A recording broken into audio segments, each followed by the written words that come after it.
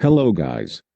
Welcome to the video you all waited so long for, part 3 of the experimented YN series. Thank you all so much for your patience and sweet reactions. I've never had so many, and it really warms my heart. Enjoy the video. Recap. You were kidnapped by the LOV, but managed to escape. While you were searching for the exit, you bumped into the quirk doctor. He turned out to be working for the LOV too, and said something about you being his new test subject. After that, he locked you up in an ice-cold cell.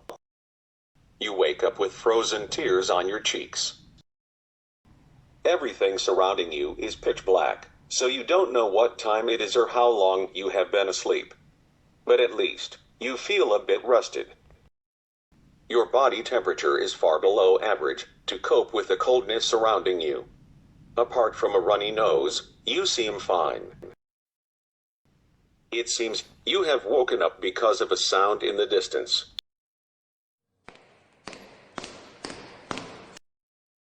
It is coming closer and closer, until...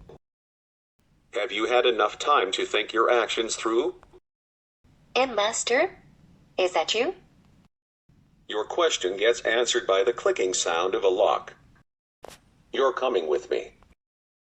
Happy to get out of the cell, you follow him.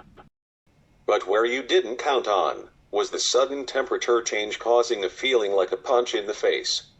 Immediately after that, your skin starts to tingle.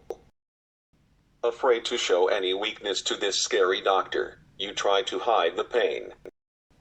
Even if Garaki would have noticed something off about your behavior, he doesn't show it. He isn't interested in your health that much. You follow after him, climbing 2 stairs.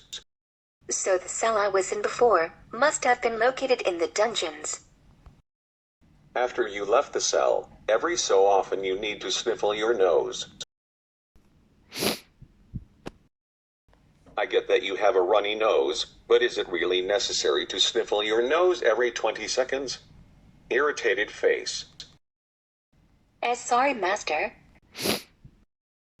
After opening a door, you two arrive in a hallway with strange tanks on each side of the walls.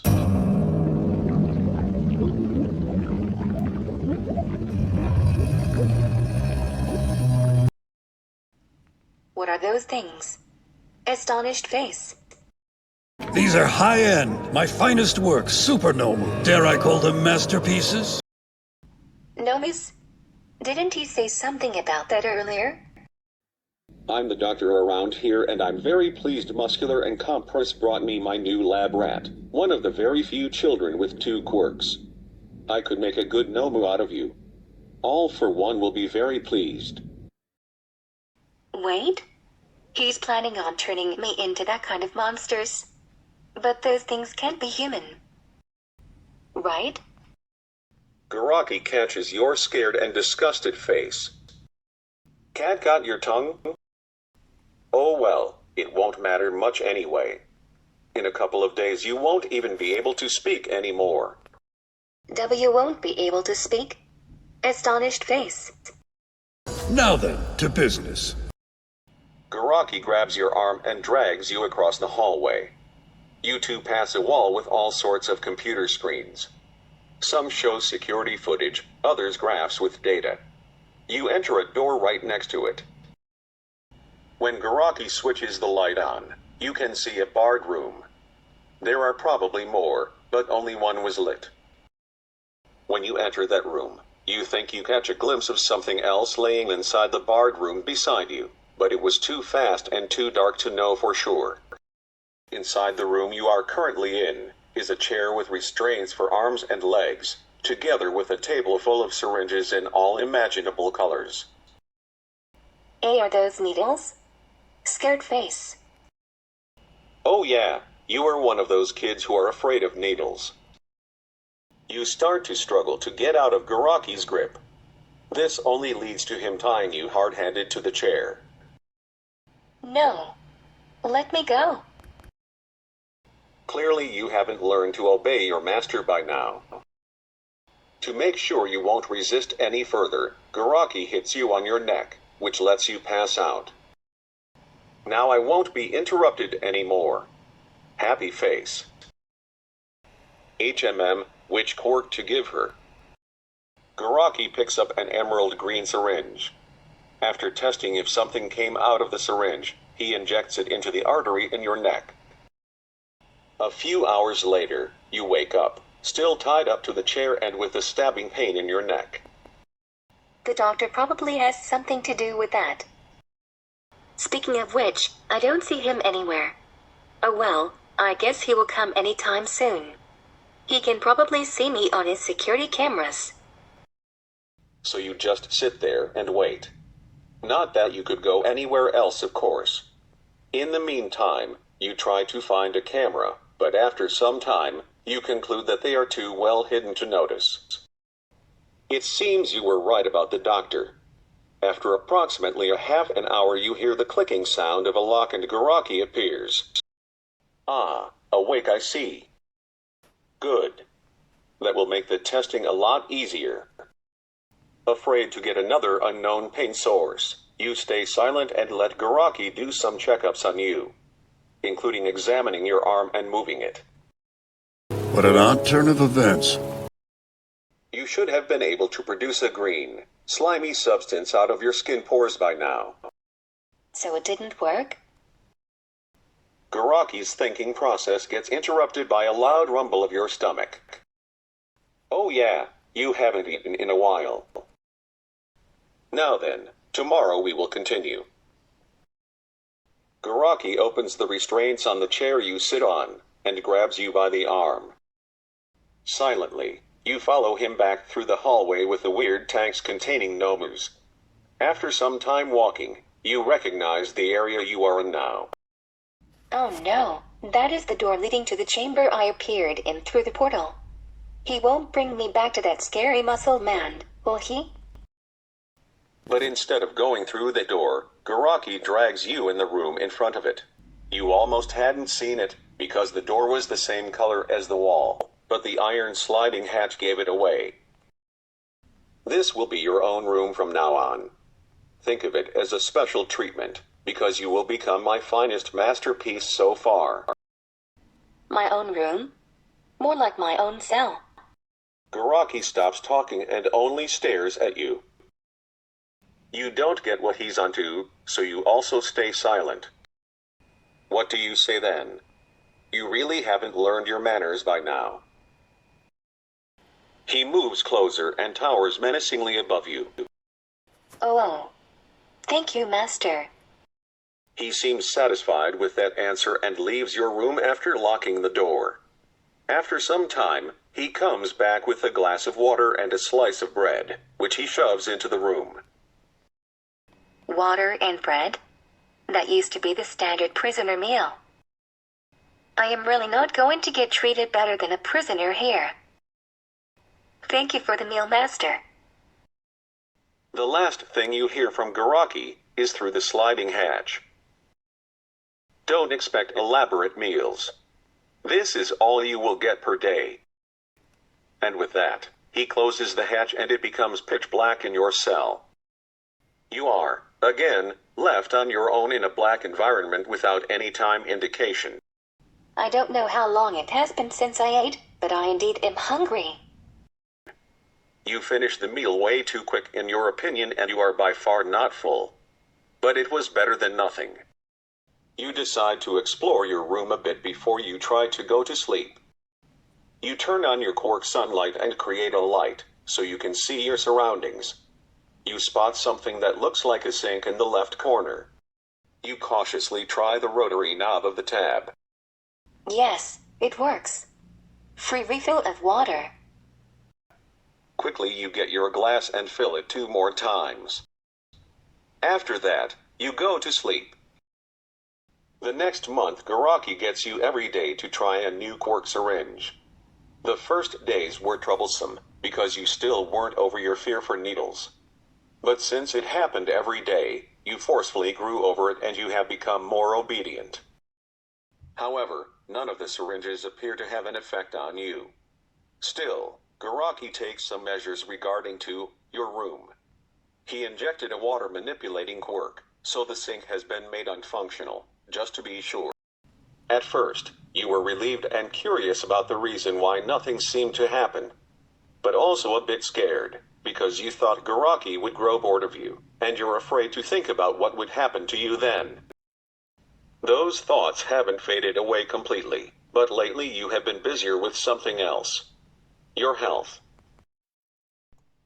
You have a persistent headache and have become more tired in the long run. The reason is not only the lack of food, but also the lack of sunlight, which takes a higher toll on you considering your quirk. Before the incident, you were most of the time outside, and always felt full of energy.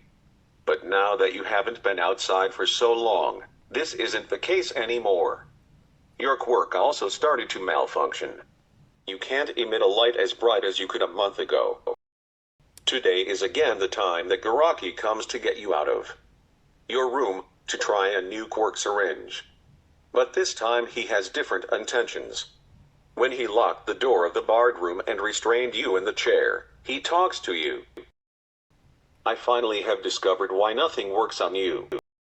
Really, Master? Yes. The culprit is your second quirk. You turned on the immune quirk, which allows nothing from the inside, such as my injections, to modify you. He moves closer to you, and you get a bit scared. So, turn it off. I don't know how. Scared face. Wrong answer. He raises his hand. You cringe back, but can't move freely, so Garaki manages to hit you pretty hard. You're on the verge of crying, but you don't want to show any weakness to the doctor, so you reply. But Master, you said it yourself that day you determined my quirks. My dad was supposed to teach me about the quirk, but we didn't have the time. Garaki takes a step back and pinches the bridge of his nose. I already figured your body turned on that quirk automatically to protect you. But I thought maybe some brute force would bring you to your senses. But alas, this once again proves that force yields nothing. That's why I have never been one to use it unnecessarily. Suddenly Garaki gets another idea. He turns his back to you and whispers something. You can't quite hear what he says, but you pick up some words. Should I ask all for one? No, he has been very busy. But my boss's quirk is the only way she will succeed. He made up his mind and turns to you again. Stay here, I'll be back momentarily. Okay, Master. After a while, he comes back with somebody else, a tall man with white hair. This is the one I was talking about, boss. Very well then, I'll give her the complimentary quirk you asked for. He comes closer to you with an outstretched hand. Oh no, what is he going to do? This might hurt a little. He puts his hand over your head, blocking your vision. A red mist starts to form around you too, and you begin to shake uncontrollably. You feel something flow wind into you, by the place all for one's fingertips touch your head. Something pops out of the skin on your cheek and arms, but before you can really tell what is going on, you have fainted from the impact. After the transmission is completed, all for one leaves. Garaki stays to do the final checkups. It is curious she didn't turn into a Nomu yet. Maybe her body can even handle 3 quirks at a time. A true masterpiece.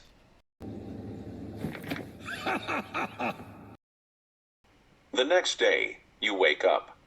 Again return to your room. What happened to me? You try to rub your eye, but feel a shooting pain because you accidentally cut yourself. You immediately pull your hand away. Huh? What is this? You emit a faint light with your sunlight quirk and turn around your hands. To your surprise, you discover unpolished crystals growing there. What? How is that possible? Wait, is that my new quirk? You try to make them go away by focusing on the spot on your hand. But because of that, they only grow bigger. Suddenly, the sliding hatch opens with a bang. Because of the fright, your already weak light flickers out, and your eyes need to adjust to the darkness. Already trying out your new quirk, I see. Why not take that to the experimenting room? He drags you once again along to the barred room and restrains you to the chair. Since you haven't turned into a Nomu by now, I better tell you what your new power is. From now on, you can manipulate the crystals growing on your body. If those are polished, you are able to increase the effect of the sunlight you emit, because the crystals will reflect the light. With training, you'll be able to grow, enlarge, shrink, and even modify the crystals into other shapes. Wow, that sounds impressive. Am I really going to be able to do all of that? But the first step to success is to polish the crystals, so that they'll be see-through. Garaki fetches a polishing sander out of a drawer. He turns it on and walks to you, evilly smiling. The second the sander touches the crystal on the back of your hand, the tears well up in your eyes. Oh. The crystals are probably part of my body now, so I can feel everything that happens. As if the sander is scraping my skin away. Even though Garaki doesn't want to admit it, he can see you're in immense pain. TCH, pathetic. He stops the sander, even though he was far from ready. By that time, you had already fainted. Well, that's it for today then. Garaki picks you up and brings you back to your room. These experiments continued for a couple of months. Every day, Garaki would polish some more of the crystals on your hands, just before you would faint. You also got training in how to grow and shrink the crystals on your skin. But after some time, you didn't improve much anymore. Garaki started to lose interest in you little by little, and didn't come to get you every day anymore. This also led to you getting even less food and drinks, so your health declined even more. Today Garaki brought you back from an intense training in enlarging your crystals to the size of a basketball and then immediately shrink it to the size of a golf ball. But he didn't seem to be on top of his game, as turned out when he accidentally really scraped a bit of your skin away when he was sanding your crystals. Maybe Master is busy with another big project and thinks about that in the meantime. Today was also the one time in the month that you'd get a small piece of candy with your water and bread.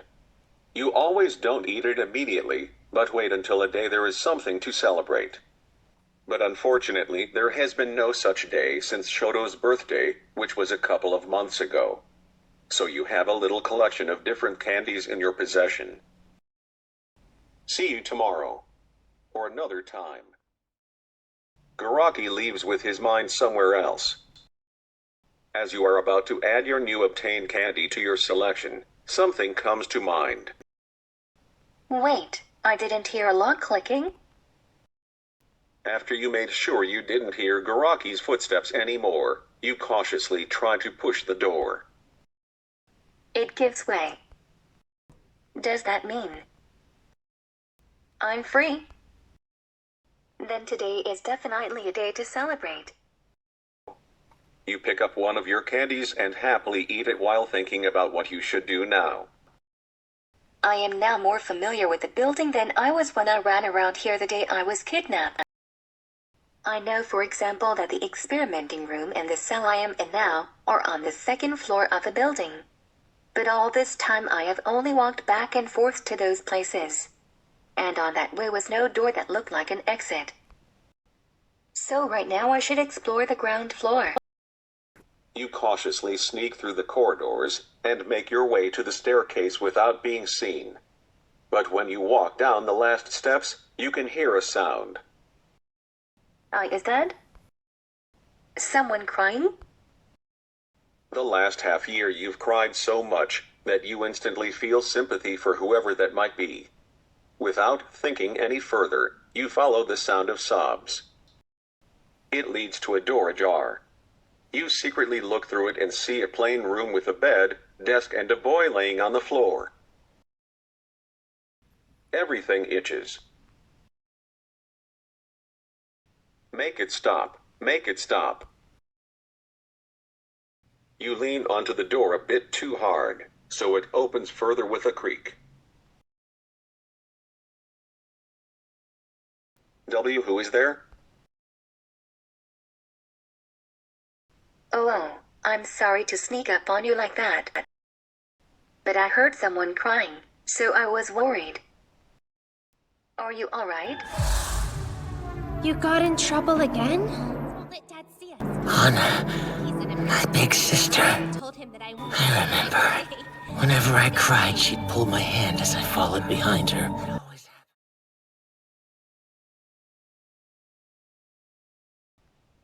Everything is rotating. Memories are coming back.